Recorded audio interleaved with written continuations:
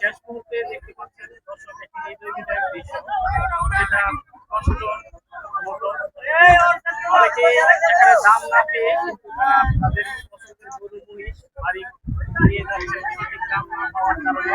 অনেকে আক্ষেপ করে জানিয়েছেন যে আমরা গত 2 দিন পূর্ব যে দাম বলেছিল অর্ধেক দামে নেমে পড়েছেন এবং এই বাজারটি সম্পূর্ণ কারণে তাদের হয় এরকম পরিস্থিতি হয়েছে। অনেকে খামারিরা আক্ষেপ করেছেন, দুঃখ প্রকাশ করছেন, অনেকে কর্মরত রয়েছেন, রান্না করছেন, দেখতে পাচ্ছেন তারা কিন্তু তাদের মহিষগুলো সারি সারিভাবে এই ট্রলারের মধ্যে উঠে যাচ্ছেন এবং শেষ করতে বৃষ্টি না হওয়ার কারণে তারা কিন্তু বৃষ্টি না করে বাড়িতে ফিরে যাচ্ছেন। গরুগুলো ফিরে যাচ্ছেন।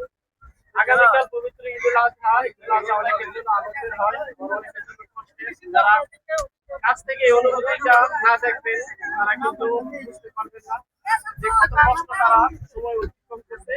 তারা তাদের জানিয়েছেন যে প্রতিদিন আমাদেরকে হাজার হাজার টাকা করতে হয়, কারণ গরু বাজারে নিয়ে আসা, সরকার আপনারা খাবার খাওয়া সবকিছু আমাদের নিজে করার কারণে আমাদের প্রতিনিয়ত অতিরিক্ত খরচ লাগতেছে। সেই খরচ কিন্তু তাদেরকে পোষাচ্ছে না। গতকালকের চাইতে প্রতিদিন বা মহিষের দাম কিন্তু অনেকটাই কম বলছে, সেটা নিয়ে তাদের আক্ষেপ সরাসরি আপনারা দেখতে পাচ্ছেন। অনেকেই কিন্তু তারা এই মহিষ নিয়ে সম্পূর্ণ বাজার এই সন্ধ্যার আগ মুহূর্তে কিন্তু তারা বাড়ি ফিরছেন, কারণ বাজারে যে বর্তমান পরিস্থিতি ক্রেতা সমাগম না থাকার কারণে তারা বাড়িতে ফিরছেন। আমরা কয়েকজনের সাথে কথা বলবো, জানবো যে কি পরিস্থিতি আজকে।